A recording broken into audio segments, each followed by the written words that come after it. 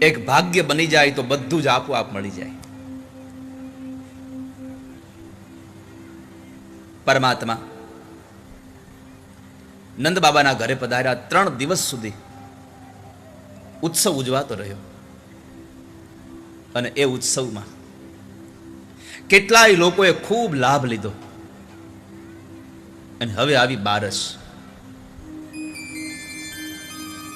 બારસના દિવસે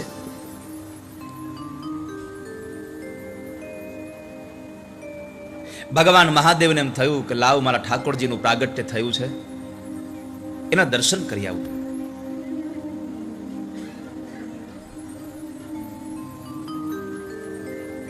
મારે ભગવાનના દર્શન કરવા જવા છે. ભગવાન મહાદેવ ઠાકોરજીના દર્શન કરવા માટે થઈ અને ગોકુળમાં આવે છે. વાલા વૈષ્ણવો, આ કથા આપણને એક સંદેશો આપે છે કે ભગવાન જેવા ભગવાન જો ઠાકોરજીના દર્શને જતા હોય તો આપણને પરમાત્માએ મનુષ્ય અવતાર આપ્યો છે. આપણે નિત્ય ઠાકોરજીના દર્શન કરવા માટે જવું જોઈએ. જરૂરી નથી તમે રોજ દ્વારિકા, ડાકોર, વૃંદાવન જાઓ. અરે કમસે કમ તમારા ગામના જે રામજી મંદિરના ઠાકોર છે એના દર્શન તો કરવા જાઓ. લોકો મંદિરો બહુ બનાવે છે. કેટલા મોટા મોટા મંદિરો નિર્માણ થાય છે.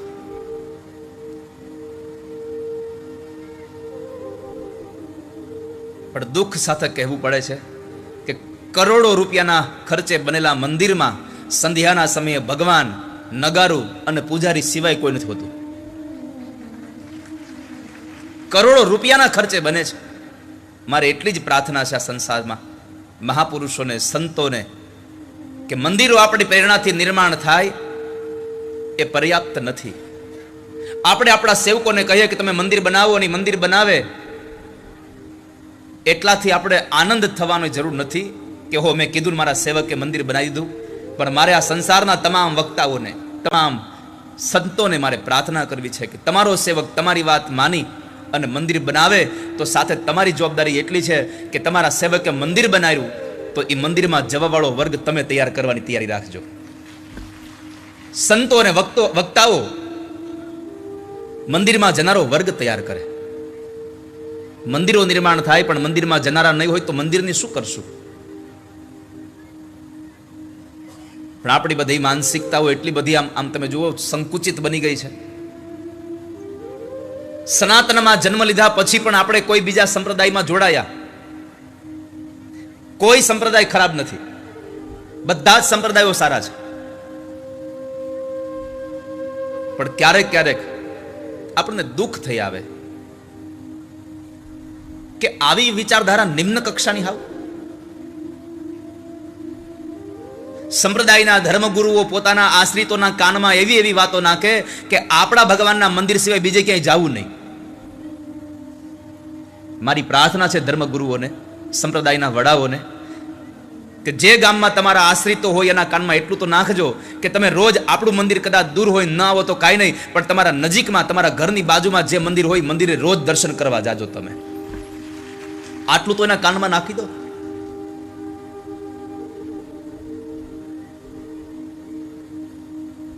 ભગવાન મહાદેવ કૈલાસથી છેક ગોકુળ આવ્યા ઠાકોરજીના દર્શન કરવા માટે. પહેલું કારણ એ છે પૈસાવાળાના દીકરા હતા. આ કથા કદાચ ધનવાન લોકો માટે અને પદ અને પ્રતિષ્ઠા જેને મળ્યા છે એના માટે આ કથા છે. પહેલી વાત એ બતાવી કે પૈસાવાળાના દીકરા હતા એટલે એને મદ હતો, એના બાપની સંપત્તિનો અહંકાર હતો એટલે એક ઋષિનું અપમાન કર્યું. બીજું, સારી જગ્યાએ નોકરી કરતા હતા એટલે એને પોતાના માલિકનો એને અહંકાર હતો એટલે એને લઈને અપમાન થયું.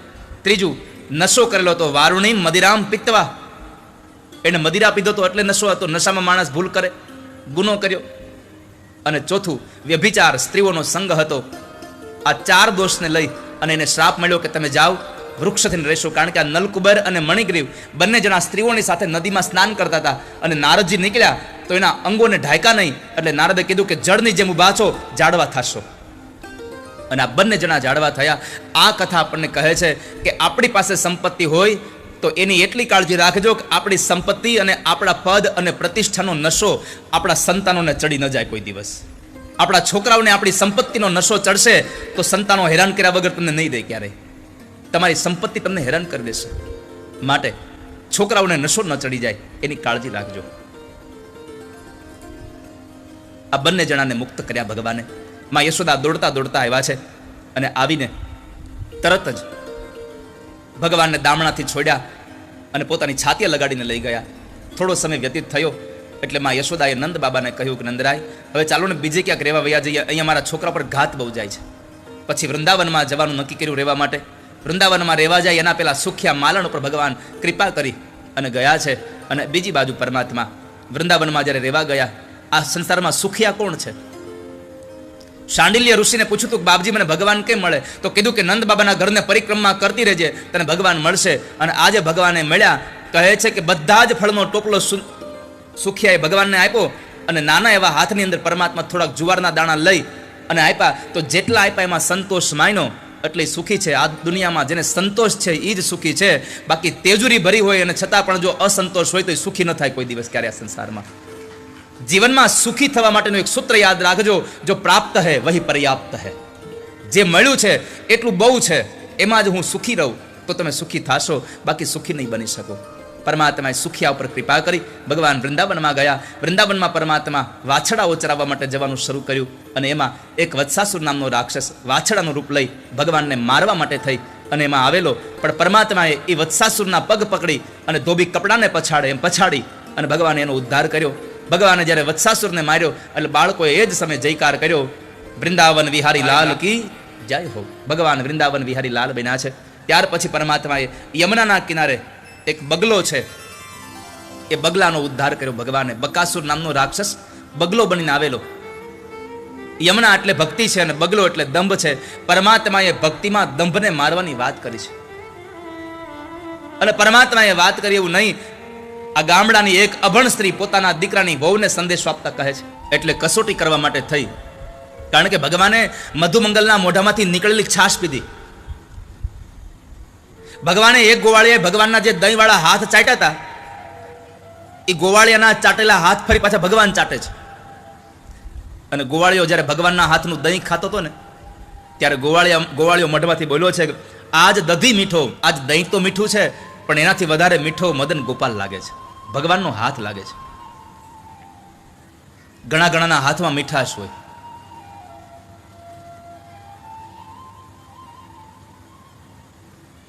ઘણા ઘણા લોકો રસોઈ બનાવે તો સામગ્રી એટલી જ હોય પણ મીઠાશ એટલી થાય ની વાત જવા દો. તો એ વાત બ્રહ્માજીને થયું એટલે બ્રહ્માએ કસોટી કરવા માટે ભગવાનના જેટલા મિત્ર ગોવાળિયાઓ હતા એને અને જેટલા વાછડા હતા બધાને લઈ બ્રહ્મલોકમાં આવ્યા ગયા. 1 વર્ષ સુધી લીલા ચાલી. પણ કેવી રીતે? જે દિવસે બ્રહ્માજી લઈને ગયા, ભગવાને થયું હું એકલો ઘરે જઈશ તો બધી જ ગોપીઓ મારી પાસે આવશે, કરું શું, જવાબ શું દઉં? અને પછી ભગવાને જેટલા ગોવાળિયા હતા એટલા ગોવાળિયાના રૂપ ધારણ કર્યા, જેટલા વાછડા હતા એટલા વાછડાના રૂપ ધારણ કર્યા. એટલું જ નહીં, ગોવાળિયાના હાથમાં ડાંગ હતી, એ ડાંગે ભગવાન બન્યા. ગોવાળિયાના ગળામાં જે દોરડાઓ હતા એ ભગવાન બન્યા. વાછડાઓના ગળામાં જે દોરડાઓ હતા એ ભગવાન બન્યા. ગોવાળિયાના હાથમાં જેલા ટિફિનના ડબરા હતા એ ભગવાન બન્યા છે. હું સર્જન કરનારો ખરો પણ તમારી જેમ સંકલ્પ માત્રથી નહીં. હું વિસર્જન કરનારો ખરો પણ તમારી જેમ સંકલ્પ માત્રથી નહીં. મને ક્ષમા કરો, આપને ઓળખવામાં મારી ભૂલ થઈ ગઈ. ભગવાને બ્રહ્માને એટલું જ કીધું, બ્રહ્મા, જે સત્તા મળી હોય એનો સદુપયોગ કરાય, એનો દુરુપયોગ ન કરાય. સમય આપણો સારો આવે તો સૌનું ધ્યાન રખાય, કોઈને ધ્યાનમાં ન રખાય. દુનિયા રાહ જોઈને બેઠી છે, અમારો સમય આવવા દો. પણ તમારો સારો સમય હોય ત્યારે બધાનું ધ્યાન રાખી લેશો ને તો સમય તમારું ધ્યાન રાખી લેશે કાયમના માટે. તમે સમયને સાચવી લો, સમય તમને સાચવી લેશે. ભગવાને બ્રહ્માનો અહંકાર ઉતાર્યોની કથા બતાવી. ત્યાર પછી ભગવાન દાઉદાદાના હાથે ધેનુકાસુર નામનો રાક્ષસ ગધેડાનું રૂપ લઈને આવેલો અને કોઈને ફળ ખાવા દેતો નહોતો. તો ભગવાન દાઉજી મહારાજના હાથે દેહાધ્યાસનો નાશ કરાયો, એ ધેનુકાસુરનો ઉદ્ધાર કરાયો. અને પછી પરમાત્માએ કાલિંદીના ધરાની અંદર કાલી નાગને નાખ્યો છે. કાલિંદીના ધરામાં કાલી નાગ રહેતો હતો. એટલો વિષુપ્ત હતો કે કોઈ પાણી પીવે તો એ મરી જાય. એ પાણીની વરાળ થઈને આકાશમાં ઉડે અને કોઈ આકાશમાં પક્ષીને અડી જાય તો પક્ષી મરી જાય. અને ત્યારબાદ વૃક્ષની અંદર પણ જે ફળ હતા એ પણ ઝેરી થઈ ગયા હતા. આમ જોવા જાઓ તો આ કાલી નાગ દમનની કથા, ભગવાને બધા રાક્ષસોને મારે છે, ખાલી કાલી નાગને પોતાના વશ કર્યો. કારણ કાલી નાગ એટલે ઇન્દ્રિયાધ્યાસ છે. આપણી આંખ, આપણા નાક, આપણું જીભ, આપણું મન, આપણા હાથ પગ, આ ઇન્દ્રિયો એટલે આ ઇન્દ્રિયોનો ધ્યાસ કરવો જોઈએ, એનો નિગ્રહ કરવો જોઈએ, એને મારવી ન જોઈએ. આ હાથ ખોટું કામ કરે તો આને કાપી ન ખાય, પણ આને વશ કરવો જોઈએ કે હવે તું ખોટું કામ ન કરીશ. આ કાન કોઈની નિંદા સાંભળે તો કાનને ફોડી ન ખાય, પણ એને કેવું જોઈએ કે હવે નિંદા ન સાંભળીશ કોઈની. આ ઇન્દ્રિયોમાં જ્યારે વાસનાનું વિષ બહુ પ્રબળ થઈ જાય ત્યારે એક જ સાધન છે, વાસનાના વિષને મારવા માટે તમે ઉપાસના કરો, ઉપવાસ કરો. ઇન્દ્રિયોમાં જ્યારે વાસના પ્રબળ થઈ જાય ત્યારે ઉપવાસ કરી દેવા, ભગવાનનું નામ લઈને એની ઉપાસના કરવી. તો કાલિંદીના ધરામાં રહેલા કાલી નાગને ભગવાન નાથવા માટે થઈ અને આવે. કાલિંદીના ધરા ઉપર ભગવાન ગેડી દડે રમે અને ભગવાને એ કાલિંદીના ધરામાં દડો ફેંકો, પરમાત્મા કછોટો વાળી અને કદમના વૃક્ષ ઉપરથી છલાંગ લગાવી અને નીચે ગયા. કાલી નાગ પાસે ગયા છે. જો કે આમ તો ભાગવતમાં કાલી નાગ પાસે ભગવાન સીધા પહોંચી ગયા. કાલી નાગ સાથે ભગવાનનું યુદ્ધ થયું અને એ યુદ્ધમાં જ્યારે કાલી નાગ ભગવાનને આખા શરીરમાં વીંટળાઈ ગયો ત્યારે પરમાત્માએ એનું સ્વરૂપ એટલું મોટું વધાર્યું કે કાલી નાગના એ ગાત્રો ઢીલા પડી ગયા. જે ફેણ ભગવાનની પછી મારવા જાય પરમાત્મા ત્યાંથી છટકી જાય, બીજે જાય. એટલે ભગવાન એ ફેણ પાણી સાથે એવી અથડાય કે મોઢામાંથી રક્તની ધારાઓ થવા લાગી. જે ફેણ નીચે નમે નહીં એના પર પરમાત્મા પોતાના પગનો પ્રહાર કરે. આમ કરતા કરતા એકદમ સાવ શિથિલ થયા એના ગાત્રો અને થયું કે હમણાં ભગવાન મારે મારી નાખશે. એવા સમયે નાગની પત્નીઓ, નાગણીઓ આવી અને ભગવાનને સ્તુતિ કરીને પરમાત્માને પ્રાર્થના કરીને કહે છે, પ્રભુ આને મારતા નહીં તમે, આને મારતા નહીં તમે, અને આને મારશો તો અમે વિધવા થશું, અમને વિધવા ન બનાવશો. આને દંડ આપો, અમે ના નથી પાડતા, પણ તમે આને મારશો નહીં, આને મૃત્યુદંડ ના આપશો. પરમાત્મા જ્યારે એને પગનો પ્રહાર કરે અને પછી જ્યારે કાલી નાગને થયું કે આ તો ભગવાન છે, એટલે ભગવાનના શરણે થયો અને પરમાત્માને પોતે પ્રાર્થના કરે છે, ભગવાન અમને સામે કિનારે લગાડી દો, અમારામાં શું કામે આટલી મોટી વાર લગાડો છો. આપણે સૌએ ભગવાનને પ્રાર્થના કરવા જેવી છે, પ્રભુ કે અમે થોડા કઈ પાપી છીએ, અમે તો તમારું નામ લેનારા છીએ, તમારી કથાને સાંભળનારા છીએ, તો શું કામે પાર કરવામાં વાર લગાડો છો. ભગવાને અંતે કાલી નાગનો નિગ્રહ કર્યો અને એમને પરમાત્માએ રમણદ્વીપમાં મોકલ્યો. ભગવાને રમણદ્વીપમાં એને મોકલી અને યમુનાના ધરાને સ્વચ્છ બનાવ્યું. કાલિંદીના કિનારા પર વૃક્ષમાં ઝેર હતું એટલે ભગવાને આગ લગાડી, જેને દાવાગ્નિ કહ્યો. ભગવાને દાવાગ્નિ લાગ્યો છે અને એ દાવાગ્નિને ભગવાને પોતે પાન કરી સૌ વ્રજવાસીઓનો જીવ બચાવ્યો.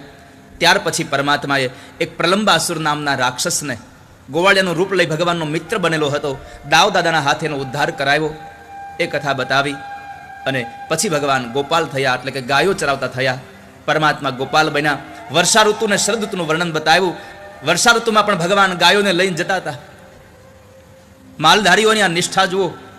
ગમે તેવો તડકો હોય, ગમે તેવી ટાઢ હોય, ગમે તેવો વરસાદ હોય, પણ પોતાના આંગણાના પશુઓ ભૂખ્યા ન રહે એના માટે પોતે લઈને નીકળી જાય. પોતાના કોઈ પણ જાતની પરવા કર્યા વગર એ પોતાના પશુઓને લઈને નીકળે છે.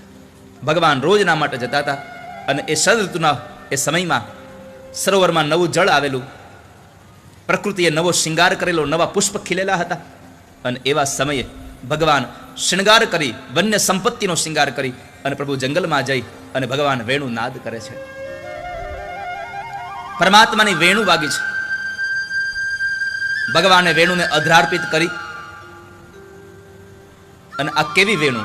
તો કહે છે કે વેણુ સાંભળીને, ભગવાનની વાંસળી સાંભળીને જળ ચેતન બને અને ચેતન જળ બની જાય.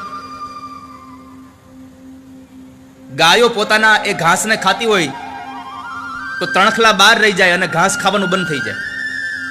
કાન ઉપર ચડાવે, ભગવાનની વાંસળી સાંભળે અને ત્યારબાદ પક્ષીઓ ઉડવાનું બંધ કરી દે, યમુના વહેવાનું ભૂલી જાય.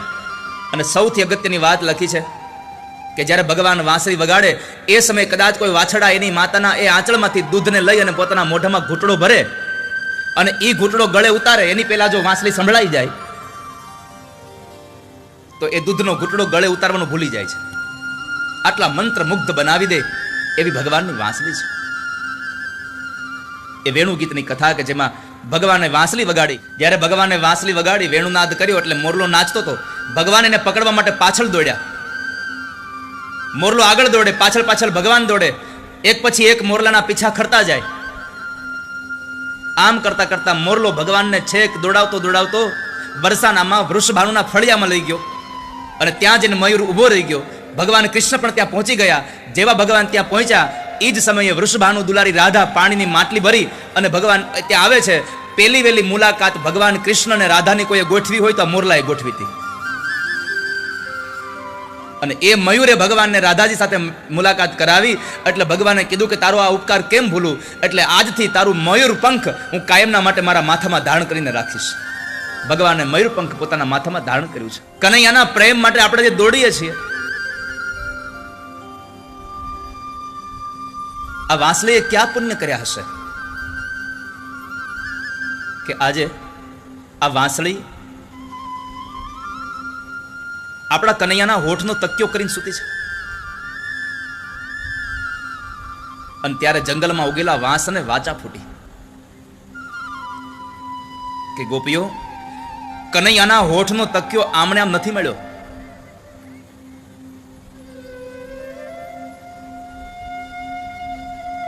અમે જંગલમાં ઉગ્યા, અમારા ઉપર ટાઢ પડી, અમારા ઉપર તડકા પડ્યા, અમારા ઉપર વરસાદ પડ્યો, અમે ભૂખ અને તરસ આ બધું સહન કર્યું અને છતાંય અમારા શરીરમાં કોઈ કે તીક્ષ્ણ હથિયાર મારી અને અમને અમારા મૂળથી જુદા કર્યા.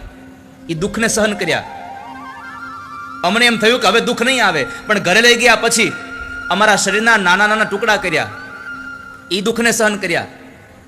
એમ થયું કે હવે કાંઈ દુઃખ નહીં આવે, તો નાના ટુકડા કર્યા પછી પણ એમાં છિદ્રો પાડ્યા, એ દુઃખ સહન કર્યા.